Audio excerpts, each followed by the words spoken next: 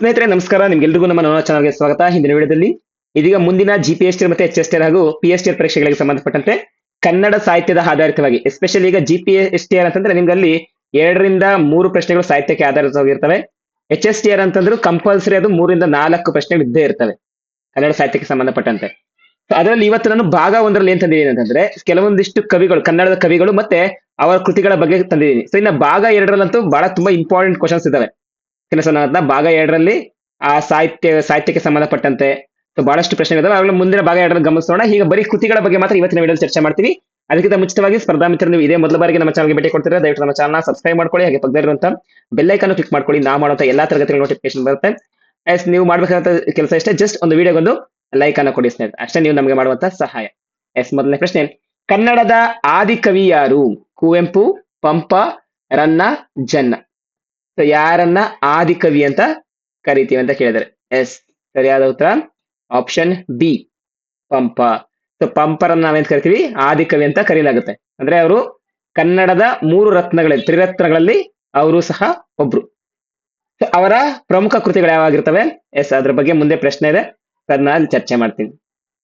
ಆದಿ ಪುರಾಣ ಕೃತಿಯನ್ನ ಬರೆದವರು ಯಾರು ಅಂತ ಇದೆ. ರನ್ನ, ಪಂಪ, ಪೊನ್ನ, ನಾಗವರ್ಮ. ನಾವೀಗ ಇದ್ರ ಬಗ್ಗೆನೇ ಚರ್ಚೆ ಮಾಡ್ಬೇಕಿತ್ತು. ಸೊ ಆದಿ ಪುರಾಣ ಎನ್ನುವಂಥದ್ದನ್ನ ಬರೆಯುವಂತವರು ಪಂಪ. ಆದಿ ಪುರಾಣ ಆಗಿರ್ಬೋದು. ನೀವು ಗಮನಿಸ್ಕೊಳ್ಬಹುದು, ಆದಿ ಪುರಾಣ ಎನ್ನುವಂಥದ್ದು ಒಂದು ಜೈನ ಸಾಹಿತ್ಯದ ಪ್ರಮುಖ ಕೃತಿ. ಇದನ್ನ ಆದಿಕವಿ ಪಂಪನೇ ರಚಿಸ್ತಾನೆ. ಇನ್ನ ಅತಿ ಪ್ರಮುಖವಾಗಿರುವಂತಹ ಇವರ ಮತ್ತೊಂದು ಕೃತಿ ಯಾವುದು ಅಂತಂದ್ರೆ ವಿಕ್ರಮಾರ್ಜುನ ವಿಜಯ, ಅಥವಾ ಇದನ್ನ ನಾವು ಪಂಪ ಭಾರತ ಅಂತಾನೂ ಕರಿತೀವಿ. ಸೊ ಪ್ರಮುಖವಾಗಿ ಆದಿ ಪುರಾಣ ಮತ್ತೆ ವಿಕ್ರಮಾರ್ಜುನ ವಿಜಯ ಇವೆರಡೂ ಸಹ ಪಂಪನಿಗೆ ಸಂಬಂಧಪಟ್ಟಂತಹ ಕೃತಿಗಳಂತ ನೀವು ನೆನ್ಪಿಟ್ಕೋಬೇಕಾಗುತ್ತೆ. ಅದರಲ್ಲೂ ಆದಿ ಪುರಾಣ ಎನ್ನುವಂಥದ್ದು ಜೈನ ಸಾಹಿತ್ಯಕ್ಕೆ ಸಂಬಂಧಪಟ್ಟಂತಹ ಕೃತಿಯಾಗಿದೆ. ಸೊ ಇದು ತುಂಬಾ ಇಂಪಾರ್ಟೆಂಟ್, ಯಾವ ಸಾಹಿತ್ಯಕ್ಕೆ ಸೇರಿದೆ ಅನ್ನುವಂಥದ್ದು. ಮುಂದಿನ 3ನೇ ಪ್ರಶ್ನೆ ಚರ್ಚೆ ಮಾಡೋಣ. 3ನೇ ಪ್ರಶ್ನೆ, ಗದಾಯುದ್ಧ ಕೃತಿಯ ಕರ್ತೃ ಯಾರು ಅಂತ ಇದೆ. ಪೊನ್ನ, ಪಂಪ, ರನ್ನ, ಜನ್ನ ಅಂತ ಇದೆ. ಸೊ ಯಾರು ಗದಾಯುದ್ಧ ಕೃತಿಯನ್ನ ಬರೀತಾರೆ? ಕಮೆಂಟ್ ಮಾಡಿ. ಗದಾಯುದ್ಧ ಕೃತಿಯನ್ನ ಬರೆದವರು ರನ್ನ. ಸೊ ರನ್ನನ ಎಂತ ಕರೀತಾರೆ? ರನ್ನನ ಕವಿ ಚಕ್ರವರ್ತಿ ಅಂತ ಕರೀತಾರೆ. ಅವರ ಪ್ರಸಿದ್ಧ ಕೃತಿ ಯಾವುದು? ಗದಾಯುದ್ಧ. ಸೊ ರನ್ನರ ಗದಾಯುದ್ಧ ಅಂತಾನೆ ಕರಿತೀವಿ. ಮುಂದಿನ ಪ್ರಶ್ನೆ, ಕವಿರಾಜ ಮಾರ್ಗ ಯಾವ ರಾಜನ ಆಶ್ರಯದಲ್ಲಿ ರಚಿತವಾಯಿತು? ಅಮೋಘ ವರ್ಷ ನೃಪತುಂಗ, ಶ್ರೀಕೃಷ್ಣ ದೇವರಾಯ, ವಿಷ್ಣುವರ್ಧನ, ವಿಕ್ರಮಾದಿತ್ಯ ಅಂತ ಇದೆ. ಸೊ ಯಾವ ರಾಜನ ಆಶ್ರಯದಲ್ಲಿ ರಚಿತ ಆಗುತ್ತೆ? ಕಮೆಂಟ್ ಮಾಡಿ. ಕಮೆಂಟ್ ಮಾಡ್ತೀರಿ? ಒಂದು ನಿಮಿಷ.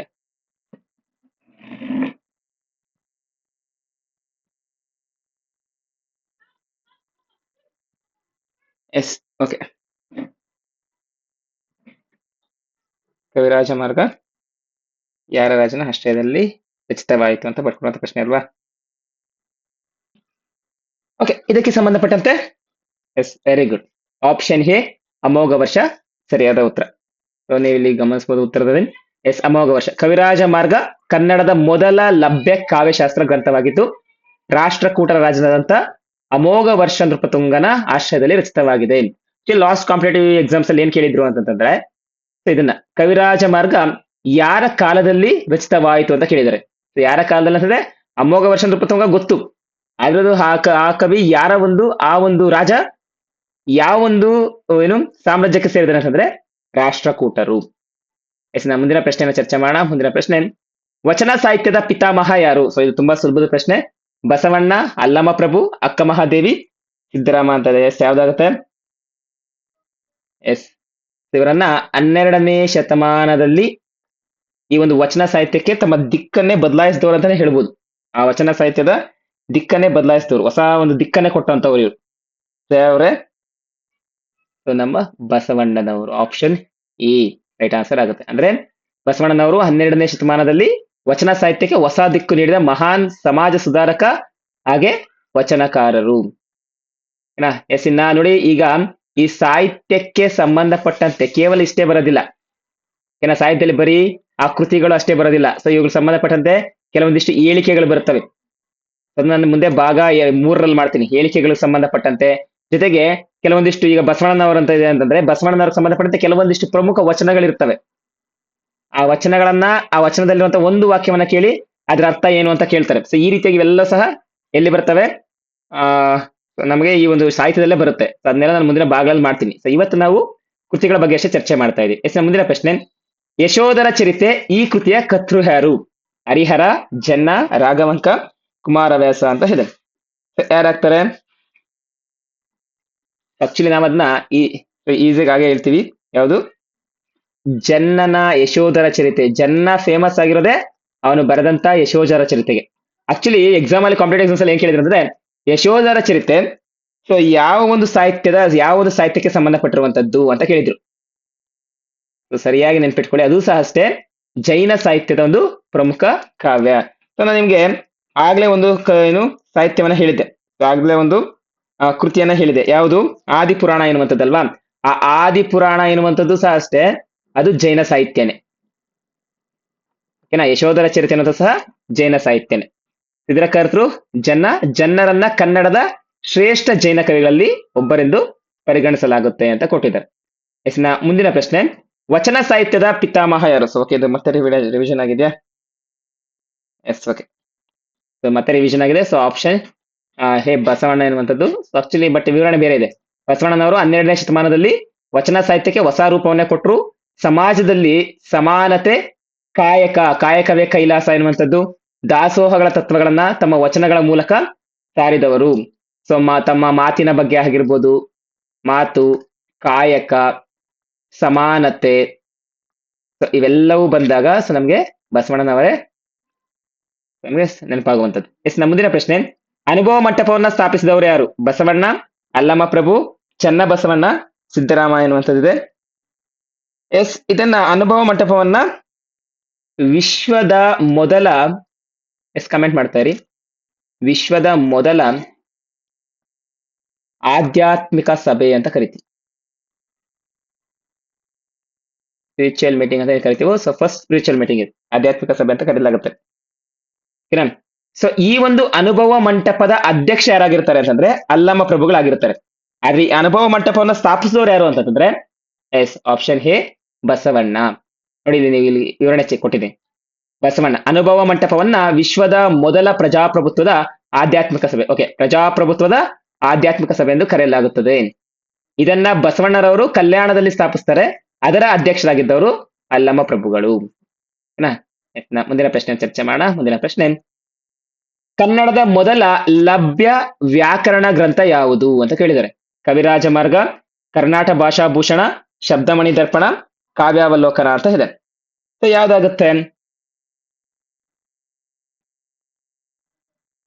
ಕರ್ನಾಟಕ ಭಾಷಾಭೂಷಣ. Very good. ಯಾವುದು? ಕರ್ನಾಟಕ ಭಾಷಾಭೂಷಣ. ಯಾರನ್ನ ರಚನೆ ಮಾಡ್ತಾರೆ? ಎರಡನೇ ನಾಗವರ್ಮ, ಅಥವಾ ಅವ್ರನ್ನ ನಾಗವರ್ಮ 2 ಅಂತ ಕರಿತೀವಿ, ಅಥವಾ ಎರಡನೇ ನಾಗವರ್ಮ ಅಂತಾನೆ ಕರಿತೀವಿ. ಅದರ ವಿವರಣೆಯನ್ನು ಇಲ್ಲಿ ಕೊಟ್ಟಿದ್ದೇನೆ. ಎಸ್ ಕರ್ನಾಟಕ ಭಾಷಾಭೂಷಣ, ನಾಗವರ್ಮ ರಚಿಸಿದ ಕರ್ನಾಟಕ ಭಾಷಾಭೂಷಣ ಕನ್ನಡದ ಮೊದಲ ಲಭ್ಯ ವ್ಯಾಕರಣ ಗ್ರಂಥವಾಗಿದೆ. ಇದು ಸಂಸ್ಕೃತದಲ್ಲಿ ರಚನೆ ಆಗಿರುವಂತದ್ದು ಗ್ರಂಥ ಆಗಿದೆ. ಎಸ್ಸಿನ ಮುಂದಿನ ಪ್ರಶ್ನೆ, 10ನೇ ಪ್ರಶ್ನೆ, ಶಬ್ದಮಣಿ ದರ್ಪಣದ ಕೃತಿಯ ಕರ್ತೃ ಯಾರು? 1ನೇ ನಾಗವರ್ಮ, ಕೇಶಿರಾಜ, ಭಟ್ಟ ಕಳಂಕ, ನಯಸೇನ ಅನ್ನುವಂಥದ್ದಿದೆ.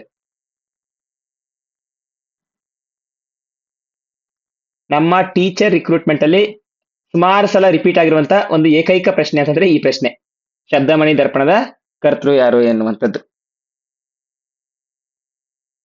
ಯಾವುದು? ಈ ಶಬ್ದಮಣಿ ದರ್ಪಣ ಎನ್ನುವಂಥದ್ದು ಸಹ ಅಷ್ಟೇ ಇದು ಸಹ ಅಷ್ಟೇ ಒಂದು ವ್ಯಾಕರಣದ ಗ್ರಂಥ. ಯಾರಿದರ ಕರ್ತೃ? S very good. ಯಾರು? ಕೇಶಿರಾಜ. ಎಸ್ ಇಲ್ಲಿ ಆಪ್ಷನ್ಸ್ ನೋಡ್ಬೋದು. ಎಸ್ ಕೇಶಿರಾಜ ರಚಿಸಿದ ಶಬ್ದಮಣಿ ದರ್ಪಣ ಕನ್ನಡ ಭಾಷೆಯಲ್ಲಿ ರಚಿತವಾದ ಅತ್ಯಂತ ಪ್ರಸಿದ್ಧ ವ್ಯಾಕರಣ ಗ್ರಂಥವಾಗಿದೆ. ಎಸ್ ಇದು ನೋಡಿ ಹೈಲೈಟ್ ಮಾಡಿದೀನಿ. ಶಿಕ್ಷಕರ ನೇಮಕಾತಿ ಪರೀಕ್ಷೆಯಲ್ಲಿ ಪದೇ ಪದೇ ಕೇಳ್ತಾ ಇರುವಂತ ಪ್ರಶ್ನೆ ಇದು. ಈ ಕೇಶಿರಾಜನ ಶಬ್ದಮಣಿ ದರ್ಪಣ ಅಂತ ನಿಮ್ಗೆ ಚೆನ್ನಾಗಿ ನೆನಪಿರಬೇಕು. ಮುಂದಿನ ಪ್ರಶ್ನೆ, ಕನ್ನಡದ ಮೊದಲ ಲಭ್ಯ ಕೃತಿ ಯಾವುದು? ಒಡ್ಡಾರಾಧನೆ, ಕವಿರಾಜ ಮಾರ್ಗ, ಆದಿಪುರಾಣ, ಗದಾಯುದ್ಧ. ಕೃತಿ ಕೇಳ್ತಾ ಇರುವಂತದ್ದು ಇಲ್ಲಿ. ಓಕೆನಾ? ಎಸ್ ಯಾವ್ದಾಗುತ್ತೆ? ವ್ಯಾಕರಣ ಗ್ರಂಥ ಅಂತ ಬಂತಂದ್ರೆ ಕರ್ನಾಟ ಭಾಷಾಭೂಷಣ. ಓಕೆನಾ? ಅದು ನಿಮ್ಗೆ ಚೆನ್ನಾಗಿ ನೆನಪಿರ್ಲಿ. ಇನ್ನು ಮುಂದಕ್ಕೆ ಕೆಲವೊಂದಿಷ್ಟು ಮೊದಲ ಕೃತಿಗಳಿದಾವೆ, ಅದನ್ನ ಒಂದು ಚರ್ಚೆ ಮಾಡೋಣ. ಇದಕ್ಕೆ ಸಂಬಂಧಪಟ್ಟಂತೆ ಯಾವ್ದಾಗುತ್ತೆ? ಎಸ್ ಕನ್ನಡದ ಮೊದಲ ಲಭ್ಯ ಕೃತಿ ಯಾವ್ದಾಗುತ್ತೆ? ಕವಿರಾಜ ಮಾರ್ಗ. ಇದು ಕನ್ನಡದಲ್ಲಿ ದೊರೆತಂತ ಮೊದಲ ಒಂದು ಗ್ರಂಥ ಇದು. ಇದು ಯಾರು ಸಿಗುತ್ತೆ? ನನಗಾಗ್ಲೇ ಹೇಳಿದಂತೆ ಈ ಕವಿರಾಜ ಮಾರ್ಗ ಎನ್ನುವಂಥದ್ದು ರಾಷ್ಟ್ರಕೂಟರ ಮನೆತನದ ಅಮೋಘ ವರ್ಷ ನೃಪತುಂಗನ ಒಂದು ಆಶ್ರಯದಲ್ಲಿ ರಚಿತವಾಗಿರುವಂತಹ ಒಂದು ಕೃತಿ. ಏನ ಸೊ ಇದು ನೀವು ಇಲ್ಲಿ ಗಮನಿಸಬಹುದು ವಿವರಣೆಯಲ್ಲಿ. ಎಸ್, ಕವಿರಾಜ ಮಾರ್ಗ ಸುಮಾರು ಕ್ರಿಸ್ತಶಕ 850ರಲ್ಲಿ ಕನ್ನಡದಲ್ಲಿ ಮೊದಲ ಲಭ್ಯ ಗ್ರಂಥವಾಗಿದೆ. ಇದು ಕನ್ನಡ ಕಾವ್ಯಶಾಸ್ತ್ರದ ಪ್ರಾಚೀನ ಕೃತಿಯಾಗಿದ್ದು ರಾಷ್ಟ್ರಕೂಟ ರಾಜ ಅಮೋಘ ವರ್ಷ ನೃಪತುಂಗನ ಆಶ್ರಯದಲ್ಲಿ ರಚಿತವಾಗಿದೆ. ಓಕೆನಾ. ಎಸ್ನ ಮುಂದಿನ ಪ್ರಶ್ನೆಯನ್ನ ಚರ್ಚೆ ಮಾಡೋಣ. ಮುಂದಿನ ಪ್ರಶ್ನೆ, ಕನ್ನಡದ ಮೊದಲ ಲಭ್ಯ ಗದ್ಯ ಕೃತಿ ಯಾವುದು? ನೋಡಿ, ಇದೇ ಇಲ್ಲಿ ಯಾಕೆ ಕೊಟ್ಟಿರೋದು ಅಂತಂದ್ರೆ, ಸೊ ಫಸ್ಟ್ ನಾನು ಅವಾಗ ಕೇಳಿದ ಲಭ್ಯ ಕೃತಿ, ಇದನ್ನ ನಾನು ಕೇಳ್ತಾ ಇರ್ತದೆ ಅದು ಗದ್ಯ ಕೃತಿ. ಓಕೆನಾ. ವಡ್ಡಾರಾಧನೆ, ಕವಿರಾಜ ಮಾರ್ಗ, ಕಾವ್ಯಾವಲೋಕನ, ಶಬ್ದಮಣಿ ದರ್ಪಣ. ನೋಡಿ, ಮೊದಲ ಲಭ್ಯ ಕೃತಿ ಕವಿರಾಜ ಮಾರ್ಗ. ಏನ ಮೊದಲ ಲಭ್ಯ ಗದ್ಯ ಕೃತಿ ಯಾವುದು ಅಂತ ಕೇಳ್ತಾ ಇದ್ದಾರೆ. ಇದನ್ನ ಯಾರು ರಚನೆ ಮಾಡಿದ್ದಾರೆ ಅಂತಂದ್ರೆ ಶಿವಕೋಟ್ಯಾಚಾರ್ಯರು. ಎಸ್, ನಿಮ್ಗೊಂದು ಐಡಿಯಾ ಸಿಕ್ಬಿಟ್ಟಿರುತ್ತೆ ಈಗ. Yes, very good. Already comment ಅನ್ನ ಮಾಡ್ತಾ ಇದ್ದೀರಾ. ಯಾರು? ಶಿವಕೋಟ್ಯಾಚಾರ್ಯರು ತಮ್ಮ ಏನು ರಚಿಸ್ತಾರೆ. ಇದು ಸಹ ಅಷ್ಟೇ ಜೈನ ಧರ್ಮಕ್ಕೆ ಸಂಬಂಧಿಸಿದ ಕೃತಿಯಾಗಿದೆ. ನೋಡಿ, ಸಾಮಾನ್ಯವಾಗಿ ಎಲ್ಲವೂ ಸಹ ಅಷ್ಟೇ ಜೈನ ಧರ್ಮಕ್ಕೆ ಸಂಬಂಧಪಟ್ಟಿರುವ ಹೆಚ್ಚಾಗಿರುವಂತದ್ದು. ಸೊ ಯಾವುದು? ವಡ್ಡಾರಾಧನೆ ಅದಲ್ವಾ, ಶಿವಕೋಟ್ಯಾಚಾರ್ಯರ ವಡ್ಡಾರಾಧನೆ. ಸೊ ನೀವು ಯಾವಾಗ್ಲೂ ಅಷ್ಟೇ ಈ ಗ್ರಂಥಗಳನ್ನ ಹೇಗೆ ನೆನ್ಪಿಟ್ಕೋಬೇಕಂತಂದ್ರೆ ಕವಿ ಜೊತೆಗೆ ಆ ಪುಸ್ತಕವನ್ನು ನೆನ್ಪಿಟ್ಕೋಬೇಕು. ಆ ರೀತಿಯಾಗಿ ನೀವು ಓದ್ಕೋಬೇಕು. ಫಾರ್ ಎಕ್ಸಾಂಪಲ್, ಈಗ ಹೇಗ್ ನೆನ್ಪಿಟ್ಕೋಬೇಕು? ಅಮೋಘ ವರ್ಷ ನೃಪತುಂಗನ ಕವಿರಾಜ ಮಾರ್ಗ, ಅಥವಾ ಕೇಶಿರಾಜನ ಶಬ್ದಮಣಿ ದರ್ಪಣ, ಅಥವಾ ನನಗೆ ಹೇಳ್ದಲ್ಲ ಕವಿ ಏನು ಶಿವಕೋಟ್ಯಾಚಾರ್ಯರ ವಡ್ಡಾರಾಧನೆ. ಸೊ ಈ ರೀತಿಯಾಗಿ ನೆನ್ಪಿಟ್ಕೋಬೇಕು. ಸೊ ಅವಾಗ ನಿಮ್ಗೆ ಚೆನ್ನಾಗಿ ನೆನಪಿರುತ್ತೆ.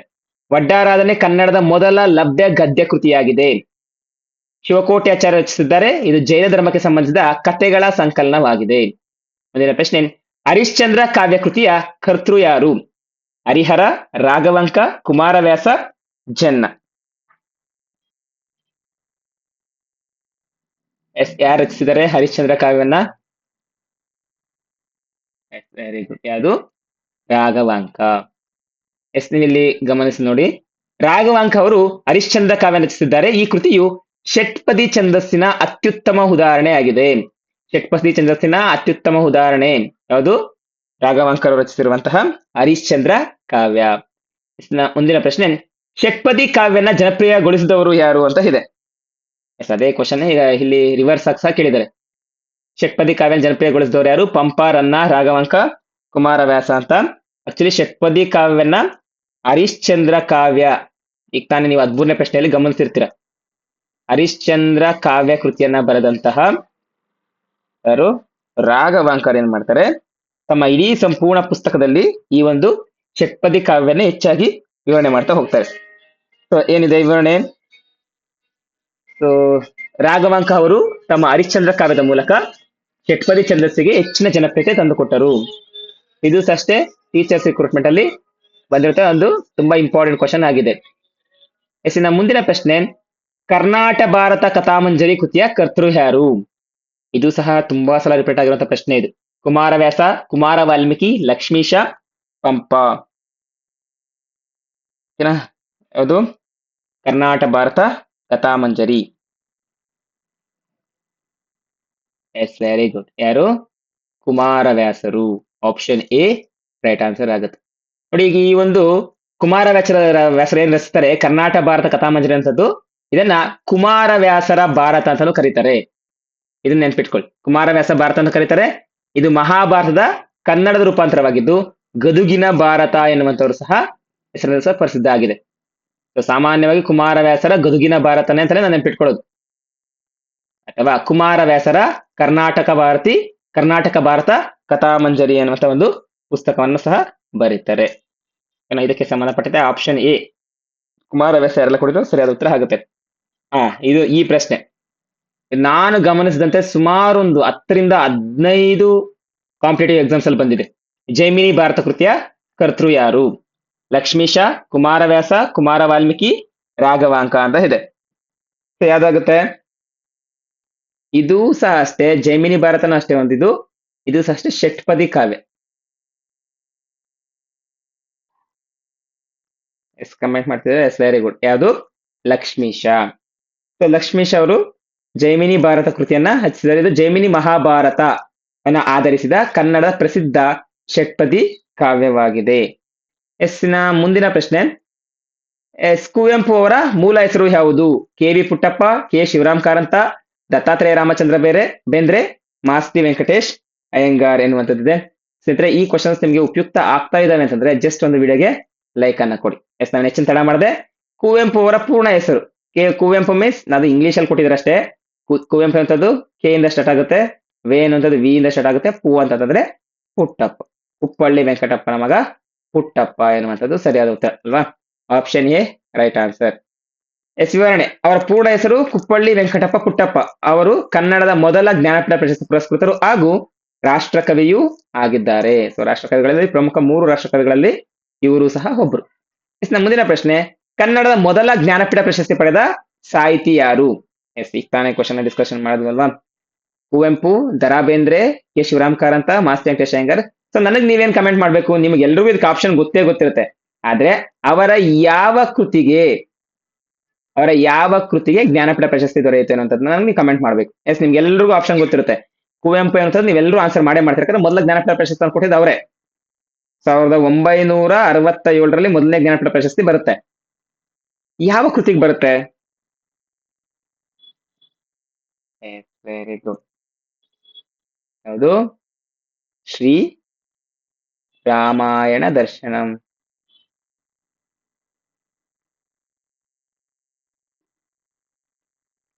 ಎಸ್, ಅದರದೇ ಒಂದು ವಿವರಣೆಯನ್ನು ನೋಡೋಣ.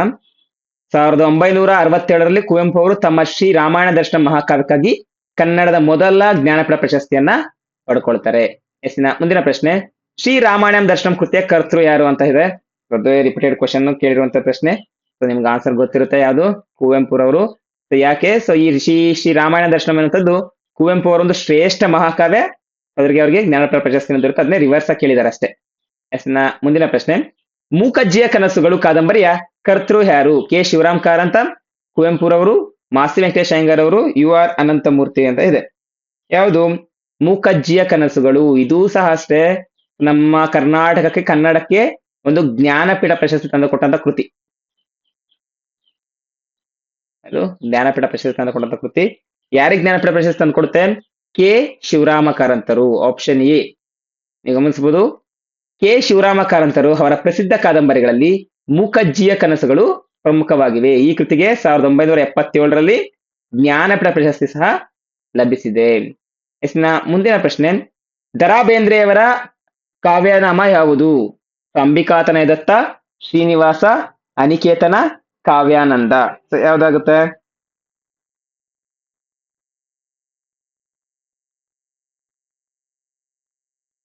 ಸೊ ದರಾ ಬೇಂದ್ರೆಯವರು ಕನ್ನಡದ ವರಕವಿ ಅಲ್ವಾ? ಇವರ ಒಂದು ಕಾವ್ಯನಾಮ ಯಾವ್ದಾಗಿರುತ್ತೆ? ಅಂಬಿಕಾತನಯ ದತ್ತ. ಓಕೆ, ಇವತ್ತು ಬಹಳಷ್ಟೆಲ್ಲ ಸಹ ಅಲ್ವಾ? ಇಲ್ಲ, ಬಹಳಷ್ಟು ಚೇಂಜ್ ಆಗಿದ್ದಾವೆ. ಎಲ್ಲ ಆಪ್ಷನ್ ಏನೇ ಅಂತ ಅನ್ಕೊಂಡಿದ್ದೆ, ಇಲ್ಲ ಚೇಂಜಸ್ ಇದ್ದಾವೆ. ಅದು ಅಂಬಿಕಾತನಯ ದತ್ತ. ದತ್ತಾತ್ರೇಯ ರಾಮಚಂದ್ರ ಬೇಂದ್ರೆ ಅವರು ತಮ್ಮ ಕವಿತೆಗಳನ್ನ ಅಂಬಿಕಾತನಯ ದತ್ತ ಎಂಬ ಕಾವ್ಯನಾಮಗಳಲ್ಲಿ ರಚಿಸುತ್ತಾರೆ. ಅವರು ಕನ್ನಡದ ವರಕವಿಗಳಲ್ಲಿ ಪ್ರಮುಖರು. ವರಕವಿ ಅಂತಾನೆ ಕರಿತೀವಿ ಅವರನ್ನ. ಮುಂದಿನ ಪ್ರಶ್ನೆ, 4 ತಂತಿ ಕೃತಿಯ ಕರ್ತೃ ಯಾರು? ದರಾ ಬೇಂದ್ರೆ, ಕುವೆಂಪು, ಕೆ ಶಿವರಾಮ ಕಾರಂತರು, ಮಾಸ್ತಿ ವೆಂಕಟೇಶ್ ಅಯ್ಯಂಗಾರರು ಅಂತ ಇದೆ. ಯಾರು? ಇದು ಅಷ್ಟೇ ನಮ್ಮ ಕನ್ನಡಕ್ಕೆ ಜ್ಞಾನಪೀಠ ಪ್ರಶಸ್ತಿ ತಂದು ಕೊಟ್ಟಂತದ್ದು 1973ರಲ್ಲಿ. ಇದೊಂದು 4 ತಂತಿ ಒಂದು ಕವನ ಸಂಕಲನ. ಯಾರು ರಚಿಸ್ತಾರೆ? ದರಾ ಬೇಂದ್ರೆ ಅವರೇ ಈ ಒಂದು ಕವನ ಸಂಕಲನ ರಚಿಸುತ್ತಾರೆ. ಸೊ ಇದಕ್ಕೆ ಜ್ಞಾನಪೀಠ ಪ್ರಶಸ್ತಿ ಸಹ ದೊರೆತಿದೆ. ಮುಂದಿನ ಪ್ರಶ್ನೆ, ಚಿಕ್ಕವೀರ ರಾಜೇಂದ್ರ ಕಾದಂಬರಿಯ ಕರ್ತೃ ಯಾರು? ಮಾಸ್ತಿ ವೆಂಕಟೇಶ್ ಅಯ್ಯಂಗಾರ್, ಕೆ ಶಿವರಾಮ ಕಾರಂತರು, ಕುವೆಂಪು, ಪೂರ್ಣಚಂದ್ರ ತೇಜಸ್ವಿ. ಯಾರಾಗ್ತಾರೆ? ಮತ್ತೊಮ್ಮೆ ಇದು ಸಹ ಅಷ್ಟೇ ನಮಗೆ ಜ್ಞಾನಪೀಠ ಪ್ರಶಸ್ತಿ ತಂದುಕೊಟ್ಟಂತ ಒಂದು ಕೃತಿ. 1983ರಲ್ಲಿ ಚಿಕ್ಕವೀರ ರಾಜೇಂದ್ರ ಅಂದ್ರೆ ಯಾರು? ಕೊಡಗಿನ ಒಬ್ಬ ಕೊನೆಯ ರಾಜ, ಅವನ ಬಗ್ಗೆ ಆ ಕಥೆಗಳನ್ನ ಬರೀತಾರೆ.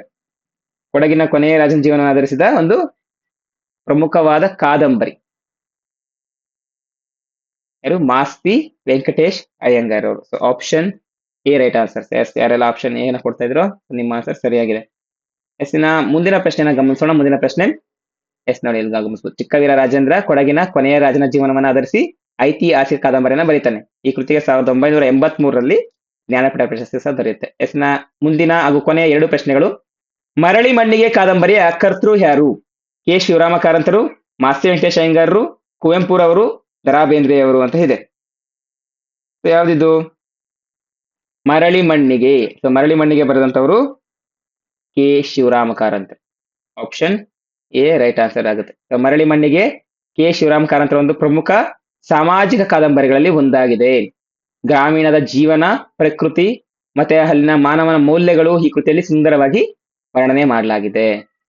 ಇವತ್ತಿನ ಕೊನೆಯ ಪ್ರಶ್ನೆ, ಕಾನೂರು ಹೆಗ್ಗಡತಿ ಕಾದಂಬರಿಯ ಕರ್ತೃ ಯಾರು? ಸೊ ಇದನ್ನ ನಾನು ನಿಮಗೆ ಕ್ವಶನ್ ಅನ್ನ ಬಿಟ್ಟು ಹೋಗಿರ್ತೀನಿ. ಸೊ ಇದಕ್ಕೆ ನೀವೇ ಆಪ್ಷನ್ಸ್ ಅನ್ನ ಮಾಡಿ ನನಗೆ ಕಮೆಂಟ್ ಅಲ್ಲಿ ತಿಳಿಸಬೇಕು. ಕುವೆಂಪು, ಶಿವರಾಮ ಕಾರಂತರು, ಯು ಆರ್ ಅನಂತಮೂರ್ತಿ, ಮಾಸ್ತಿ ವೆಂಕಟೇಶ್ ಅಯ್ಯಂಗಾರ್ ಎನ್ನುವಂಥದ್ದು. ಸೊ ಇದು